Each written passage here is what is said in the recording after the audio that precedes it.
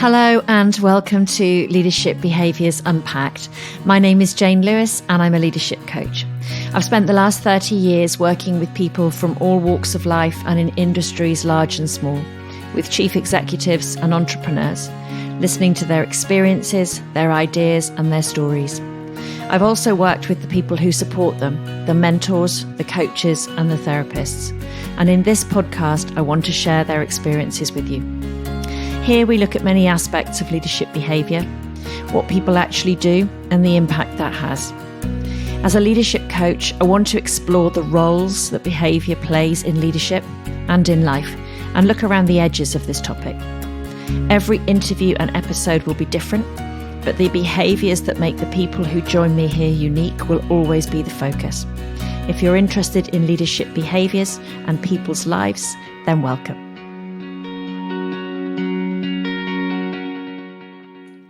In today's episode, I'm going to be doing something a little bit different. You've only got me to listen to today. And in this episode, I wanted to share some thoughts with you that have been bubbling around in my mind for a while.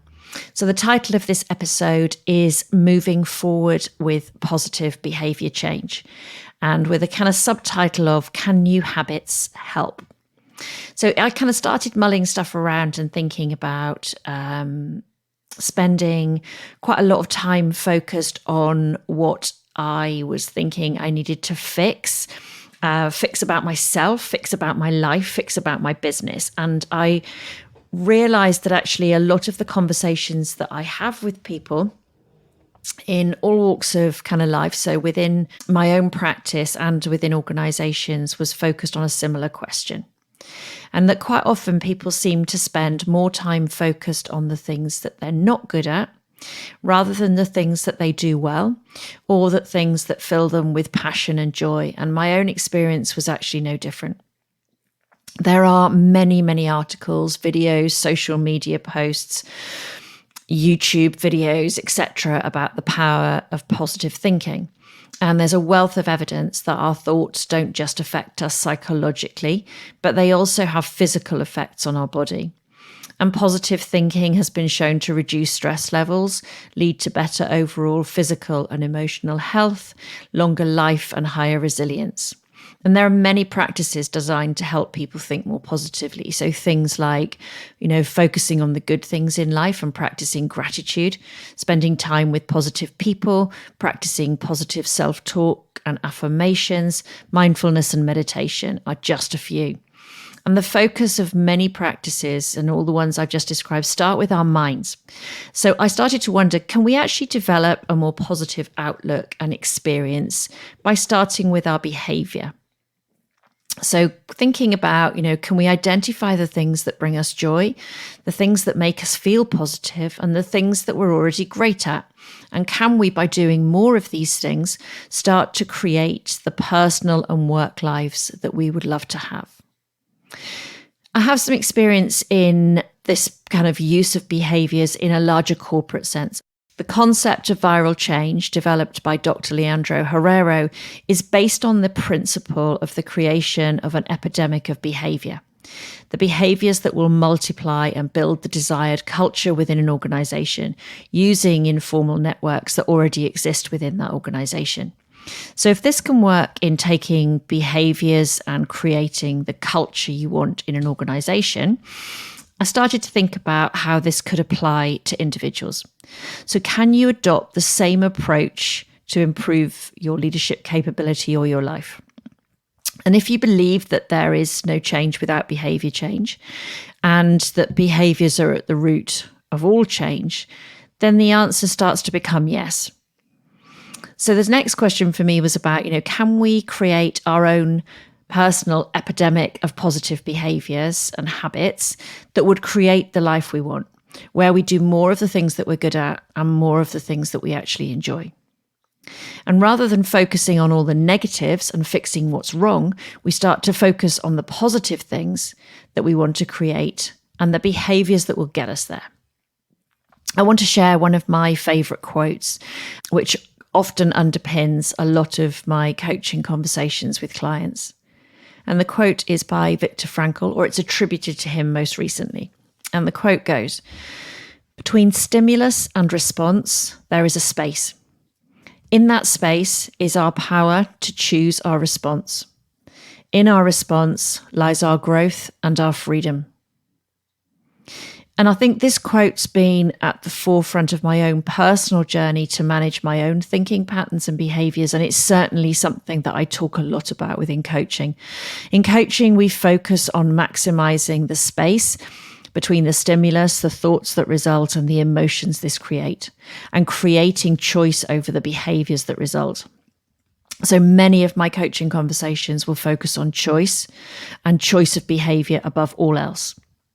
So is it really as simple as creating new positive habits?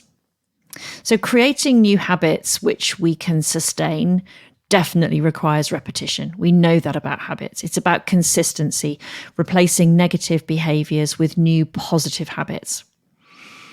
Keeping it simple, I think, is really important.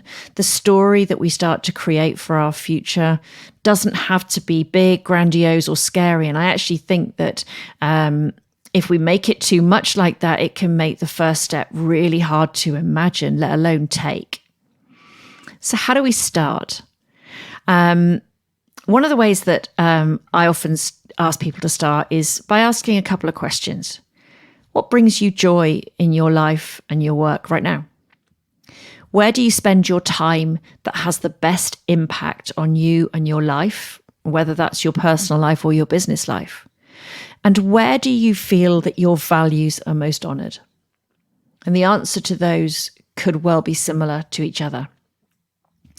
Next, we need to turn these into behaviors. Behaviors are things we can do, things we can repeat, things that are actionable. And then think about, once we've identified these, what will help us repeat these and embed them as new behavioral habits. Some people stick reminders on the mirror, on their front door before they leave, or above their desk, or around their computer. Some people would love to capture their future story or goals in a journal or a notebook. And I think writing it down is a really important part of making it something that becomes fixed in your mind to action. And for others, a daily check-in or reflection can really work, whether that's at the end of the day or it's part of a sort of morning thoughts. But I think if it's at the end of the day, then being able to say, okay, which part of my day fitted best with my positive journey? And this is about noticing the small stuff too, not just the massive changes. So what did you say that was different? How did you feel different? And what are you doing differently? What's common through all of these actions is recognizing and recording your positive habit changes. It's inevitable that there are going to be times when we start to doubt our ability to create what we want to, and we can start to feel like our efforts are a little bit in vain. And the good old human brain is to thank for that, because we are, as humans, hardwired with a negativity bias. So as a little bit of an aside about that. So negativity bias is the tendency for negative events and emotions to affect us far more strongly than positive ones. You may have often found yourself, I know I have, ruminating over a few words of criticism, even though you've had way more positive comments, whether that's about a piece of work or something else. Or find yourself dwelling on past mistakes or worrying about the future potential for things to go wrong. And this is all negativity bias at work. It's an involuntary thought process, and we all do it. So it's part of the brain's learning system, essentially. And when we start working on something new, like building positive habits, it can be useful to remember negativity bias and recognize it when we start to see it pop up in our thinking. It's also worth remembering that there's nothing wrong with the odd bad mood. Nobody is happy all of the time. And sometimes a bad mood can be a good thing. So when we're in a good mood, we may not feel the need to change anything. And a bad mood can sometimes prompt us to analyze a little bit and focus harder on the positive change that we want to achieve. It's also worth knowing that as you step forward to change your life, an inner alarm can start to trigger. So homeostasis, which is the tendency to maintain the system as it is a strong and universal force. And our plans to make changes in our lives may well tilt this well-oiled machine. All of us have a self-sabotaging inner voice or voices that try to hold us back. Preserving the status quo is part of this gremlin's job. So it's no wonder that when we plan to move forward in a different way, this gremlin wakes up. The bigger the dream, the heftier the gremlins that will be wrestling with us. Sometimes people call them the inner critic, negative self-talk, or the saboteur. It doesn't really matter what you call it. Your gremlin will have all of the reasons ready for why your plan of action is stupid or dangerous or hopeless or otherwise ill-advised as a course of action. The gremlin is particularly clever at taking a tiny piece of the truth and fabricating it into a blanket reason for stopping or never starting. And I think identifying your gremlins and naming them and recognizing their characteristics will give you a better chance of spotting them early and stopping them from sabotaging all of your plans. I'm going to be doing a podcast in the next couple of months about these little gremlin mind monsters specifically, with some thoughts about how you can identify them, name them, and manage them.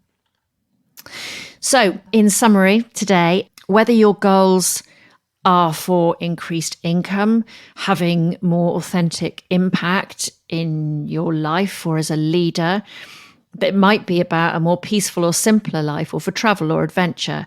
Whatever the goal is, approaching these by identifying the behaviours that you'll need to adopt to get there, building upon the strengths you already have, will definitely increase your chances of success.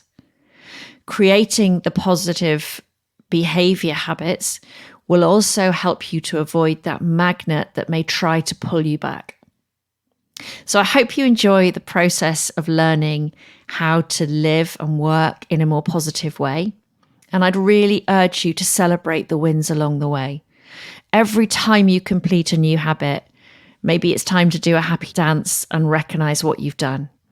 If that feels like a step too far, then jotting it down in your notebook works too. The point is not to let your success pass unnoticed.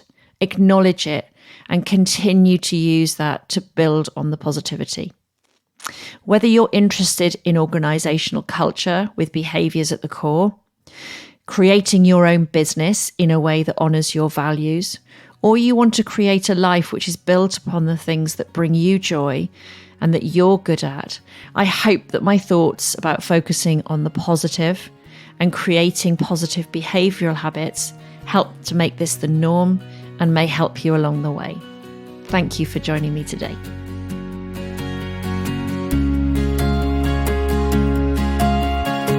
If you've enjoyed this podcast today and would like to hear more, then please do subscribe.